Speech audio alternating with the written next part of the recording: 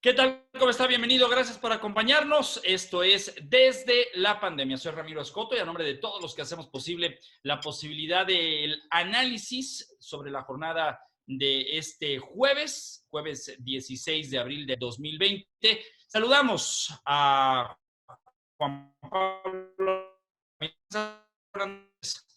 ¿Cómo estás, mi estimado Ramiro? Buenas tardes a todos. Oye, pues es que la verdad es que no sé cómo ya catalogarlo.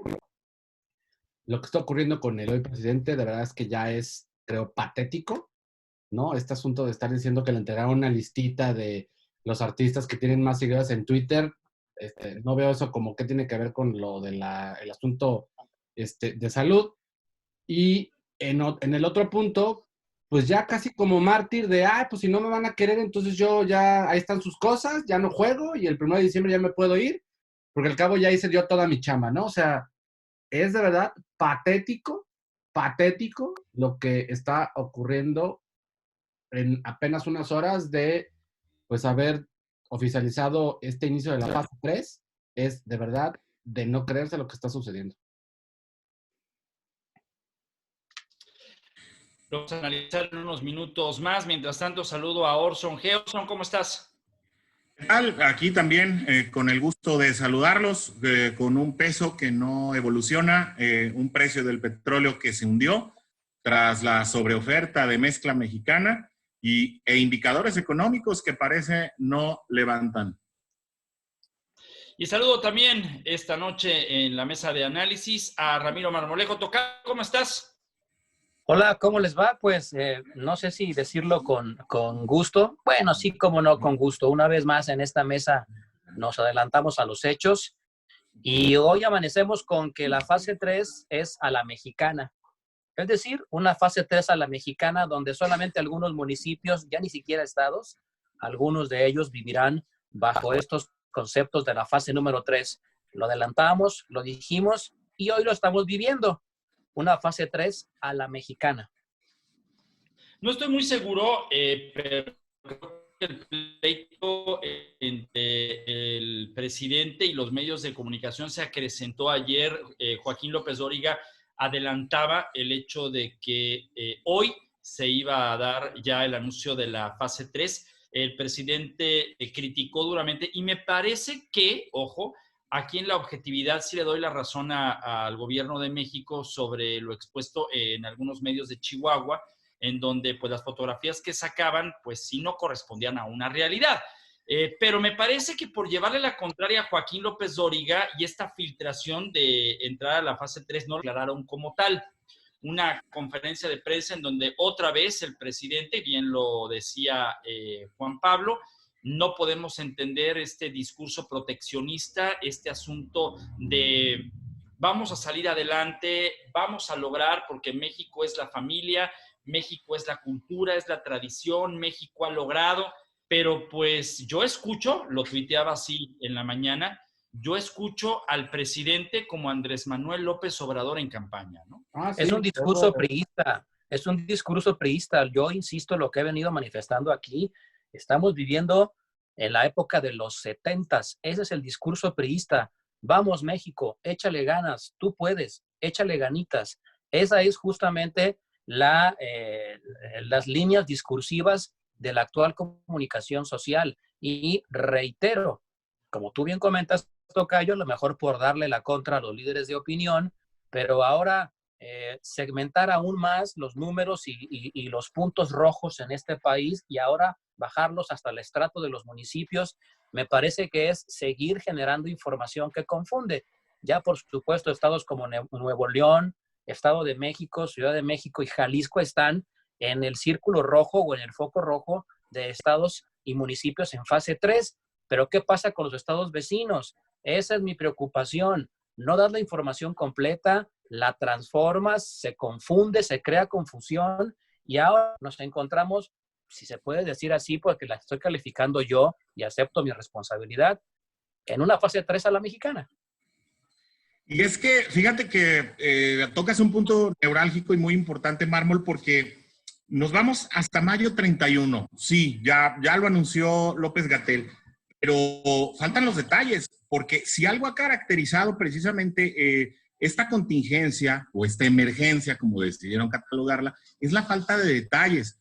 Y claro, es esta opacidad, esta lucidez interpretativa que al final queda solamente en el juicio de los inspectores. No sé cuántos sectores de la industria y cuántos integrantes de cada sector lo vayan a poder soportar, porque precisamente no se ha declarado la contingencia para, en un momento dado, privilegiar al trabajador, lo cual hasta cierto punto pues es bueno, pero se está ahogando también al empresario al tener que estar pagando los salarios completos sin una especificidad de cuáles son los parámetros bajo los que se puede operar y que incluso cuáles son aquellos que están ligados a los giros esenciales, sí pueden operar porque obviamente ponen en entredicho la operatividad de los giros esenciales y todo esto ha quedado mal ejecutado a expensas del criterio de un juez que en muchas ocasiones tiene, por juez me refiero al jefe del inspector, no estoy hablando de juzgados. Con los juzgados cerrados no se pueden interponer recursos. O sea, es decir, ¿cómo vamos a aguantar con esta, no solamente con esta emergencia o esta contingencia disfrazada de emergencia, con los juzgados cerrados y sin recursos que nos digan, estos son los lineamientos, cuántas empresas van a soportar 2 meses sin operar, pero eso sí, pagando absolutamente todo? No, a ver, Oye, simplemente Gustavo, no lo vas a soportar y obviamente no lo vas a tener que tolerar.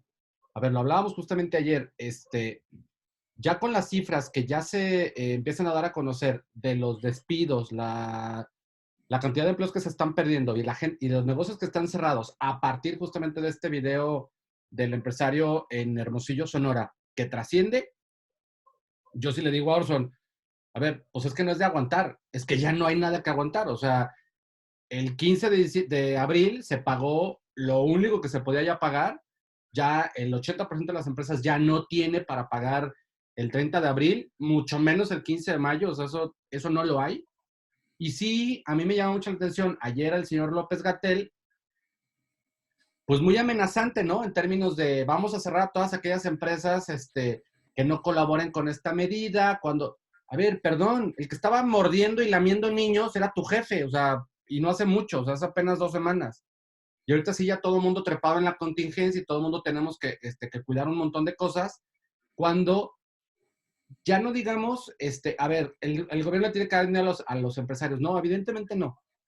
Pero ni siquiera tienes la delicadeza de poder plantear acciones contracíclicas para favorecer el que algunos negocios puedan seguir operando y entonces puedan cumplir con tu capricho a cabalidad, en donde pues el dueño del negocio tiene que ver por los salarios de la gente y además me tienes que pagar los impuestos.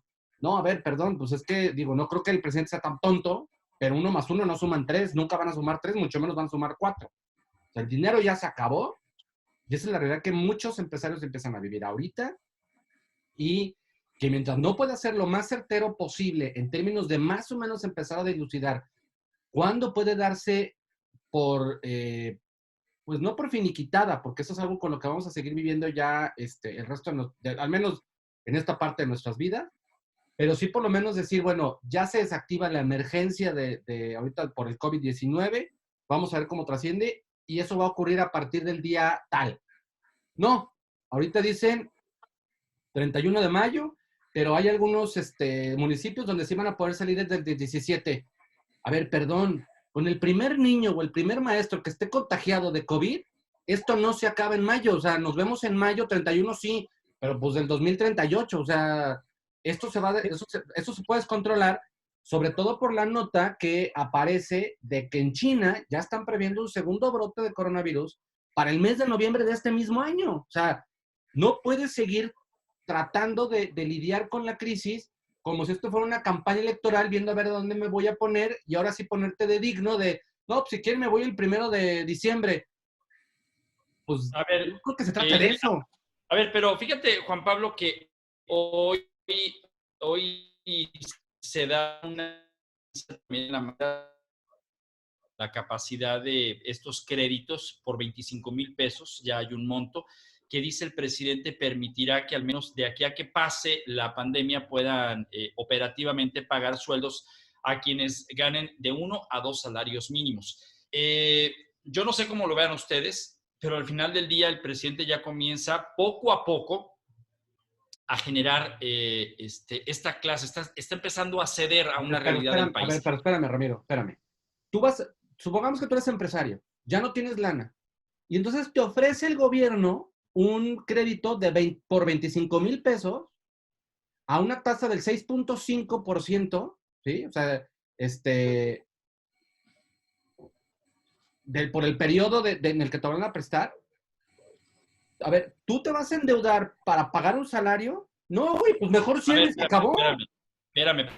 Estoy hablando por encimita solamente que el presidente, y así lo quiero manejar, está empezando a ceder sobre una realidad. Por supuesto, los mecanismos y la forma en la que lo está tratando de exponer como gobierno mal hecho, porque al final del día no es un crédito que a él le tocaría anunciar con los réditos. Por eso, insisto, me parece que uno, Hacienda, secretario de Salud, nomás ahí como florero, para decir si existe, está vivo, no ha muerto. Y al final me parece que empieza con un discurso de querer apoyar. Los métodos y las formas no son las correctas, pero empieza a haber por ahí un algo de empezar a mostrar una realidad que, insisto, sigue siendo diferente entre Palacio Nacional y afuera. ¿A quién le va a dar la lana? O sea, ¿cómo las va a escoger? O sea, Lo que pasa ¿cómo va a decidir a qué microempresario sí y a qué microempresario no? Ya lo dijo, Tocayo, a los que no han despedido, y la lectura ahí resulta, y específicamente, tuve la misma reacción que tú, porque pareciera que los que más lo necesitan son precisamente aquellos que han tenido que recurrir al despido orillados por la falta de dinero. Pareciera que aquellos que han logrado mantener a su plantilla, obviamente muy loable y a través, me imagino, de un buen esfuerzo. Sin embargo, pareciera que pues quienes no han despedido pues, tienen más solvencia. Y pareciera también que el crédito lo necesitan aquellos que no tienen tanta. A ver, con 25,000 pesos, ¿tú a cuántas personas le podrás pagar el salario? A 1.5. O sea, ¿te vas a endeudar para pagarle un salario nada más un mes a una persona? No, mejor que él mismo vaya a un banco y que pida un crédito personal. Digo, está más fácil. Y tampoco te van a salvar. Hay opciones, pero es que hay opciones distintas. El propio Gustavo de Hoyos, el presidente de Coparmex, hoy presentaba lo que él dio a nombrar el salario solidario. ¿Qué es este salario solidario? Que dependiendo del número de salarios mínimos, desde 1 hasta 7, incluso 10 salarios mínimos, es decir, parte al mexicano en diferentes tipos de salarios, porque también hay quien gane un poquito más, que tendrá también derecho y acceso a no perder su lana. Y esta propuesta es muy sencilla, poner desde el 50% el empresario y el 50% el gobierno, hasta de manera decreciente el 33 o el 15%.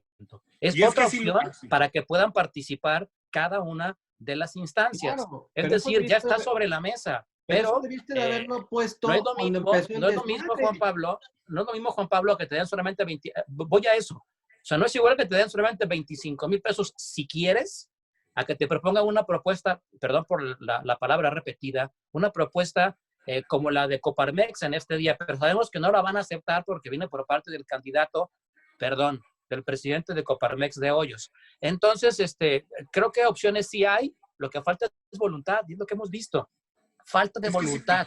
Decía Ramiro que pareciera que se está dando cuenta el señor presidente que están cambiando las condiciones y, como ya lo he dicho antes, forma es fondo.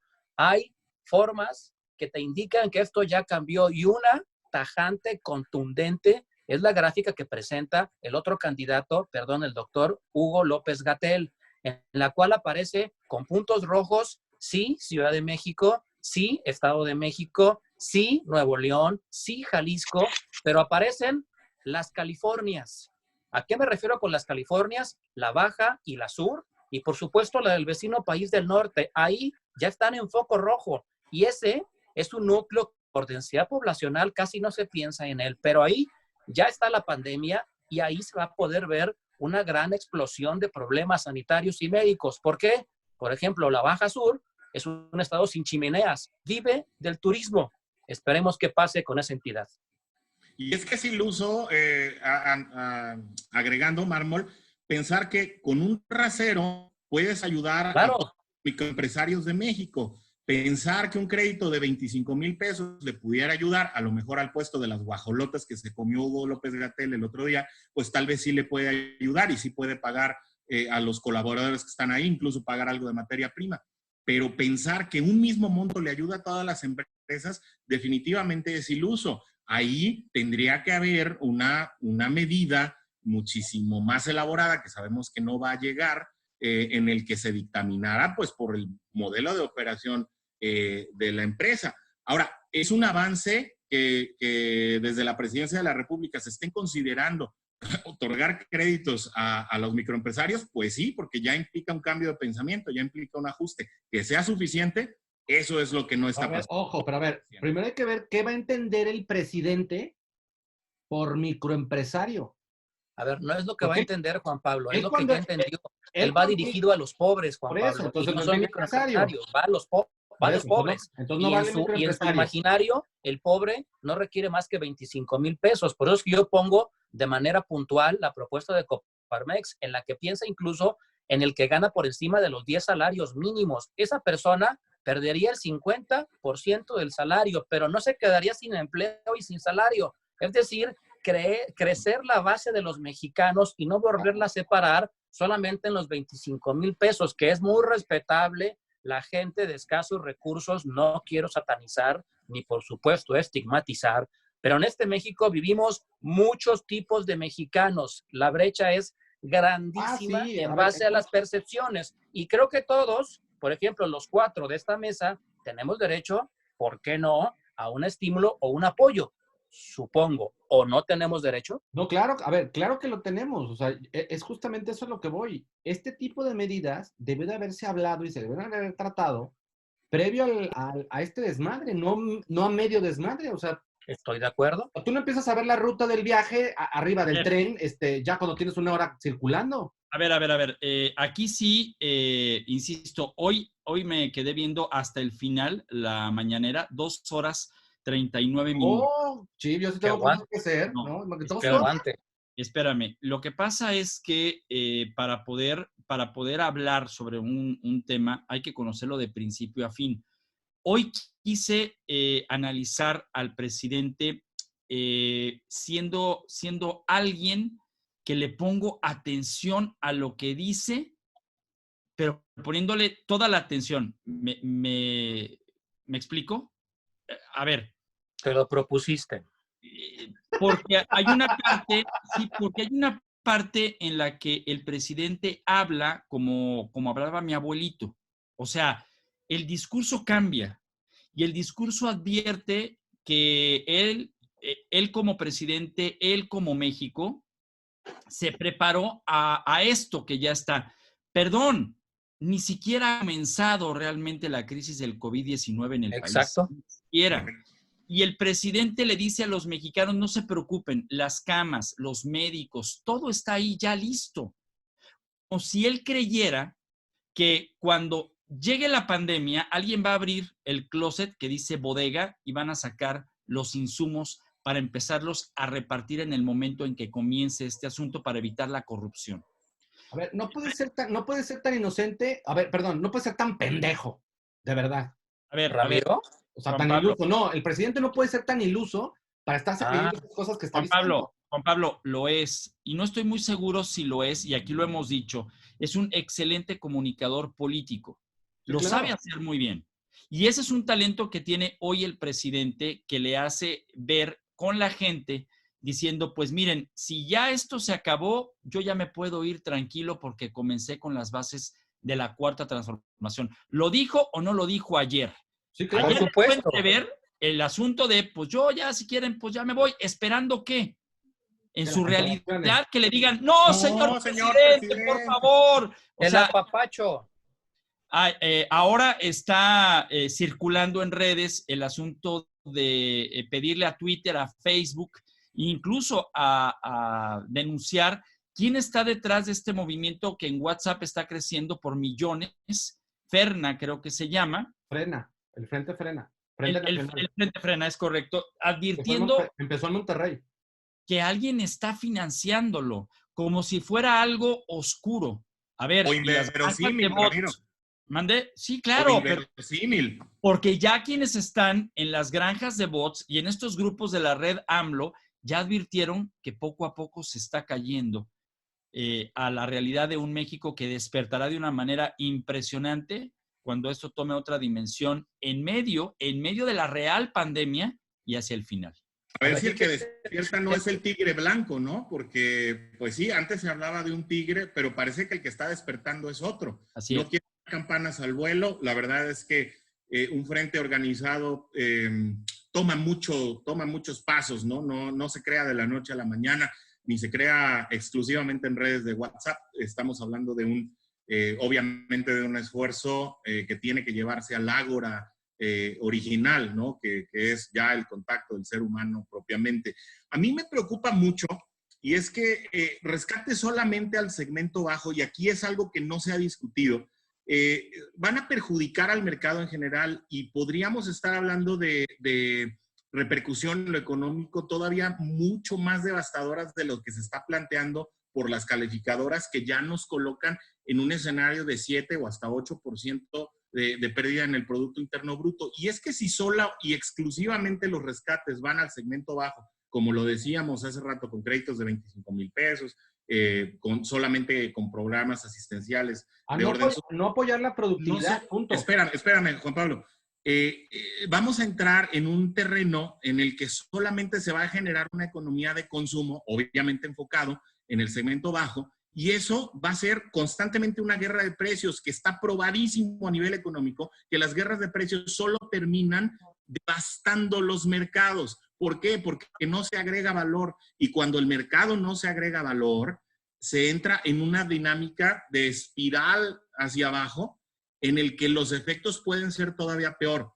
Si los apoyos y la supervivencia solamente se enfocan al segmento básico, prácticamente a la parte baja de la escalinata, vamos a sufrir repercusiones más grandes de lo que se ven. Por eso es necesario que, como decía Mármol, las medidas se vayan otorgando por estamentos, de manera proporcionada, si tú quieres, pero al mismo tiempo tienes que estar cuidando todos los sectores, si no, las condiciones van a ser mucho peores por la guerra de precios y por la falta de valor agregado en el mercado. Y eso no hay que perderlo de vista y hay que tratar de entenderlo si no se entendió. A ver, lo que pasa aquí es que tenemos que remitirnos a las cuestiones históricas. La forma de este gobierno es una forma histórica basada en la década de los 70, en las cuales solamente la figura presidencial, y está en los libros, entendámoslo, es la que regía moral y políticamente este país. Somos un país paternalista, presidencialista, en la cual si el presidente, el líder o el papá se encuentra bien, todos estamos bien. Pero si él se crucifica y se vuelve mártir, está mucho mejor, porque no queremos que se vaya y no queremos que se acabe la fiesta. Otra cosa importante que tenemos que entender en función de datos históricos es cómo se manejan algunas izquierdas en el mundo, es aplastando o diluyendo a la clase social media, desapareciéndola y fulminándola. Es por eso que se está intentando generar solamente apoyo para la clase más baja.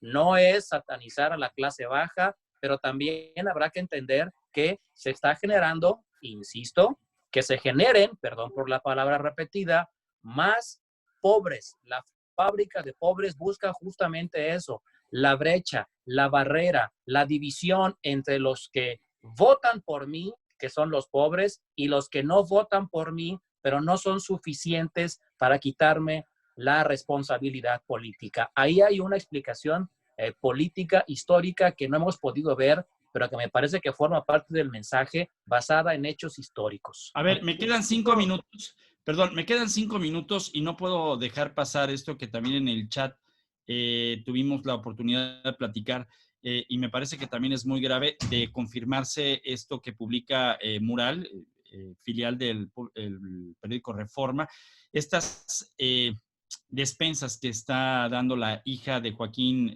Guzmán Loera, el Chapo Guzmán.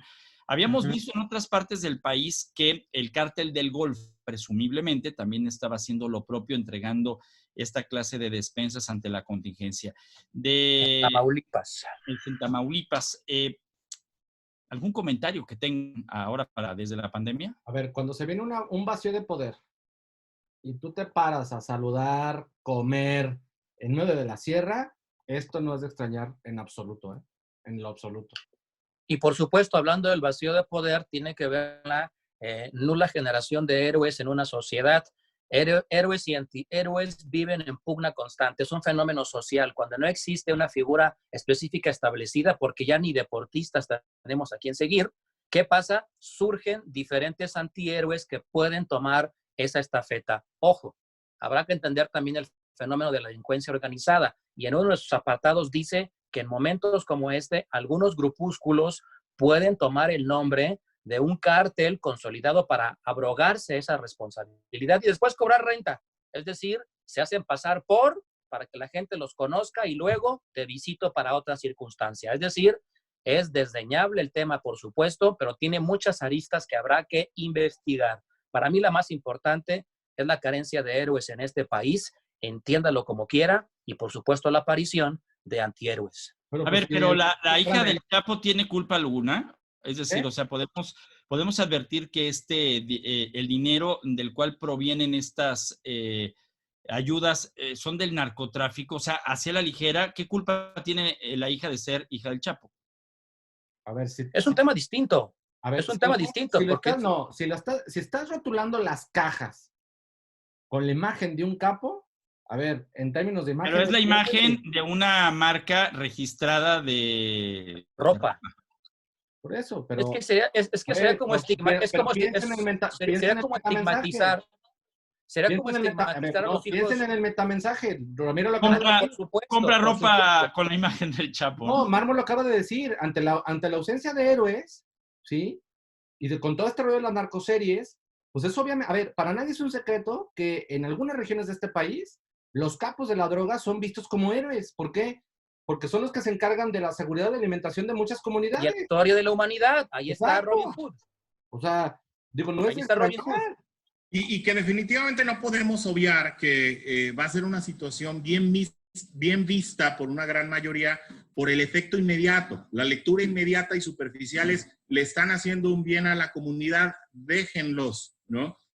Sin embargo, como dices, Juan Pablo, el metamensaje da a entender otro tipo de situaciones. Y creo que queda en el criterio de cada quien y su profundidad la lectura que se le da. En lo particular, cada quien tendrá un punto de vista. Entre más profundo llegues, más complicado se vuelve el tema. Y peligrosos el Chicharito, Thalía y Derbez. Esos sí son bien peligrosos para que veas. Y cuando Gael o cuando Diego o cuando algún funcionario público, incluidos sus cónyuges, hablan a favor, ¿esos sí están bien porque hablan a favor o qué? No, pues Gael ya no tanto, ¿eh? El otro día Gael decía, increíble, Gatell dio una cátedra de estadística, cuando realmente lo que se había revelado es que se había mentido sistemáticamente por 3 semanas, no sé. Pues ya nos vamos desde la pandemia. Muchísimas gracias a las personas que nos siguen en redes sociales, gracias a quienes nos siguen a través de Por Ti TV, todo el equipo que hacemos posible esta transmisión. Simple y sencillamente los puntos de vista los acrecentamos gracias a los suyos. Gracias, Juan Pablo. Hasta luego, Ramiro. Gracias a Orson, que hoy trae una playera. No, ahí va. Pues presume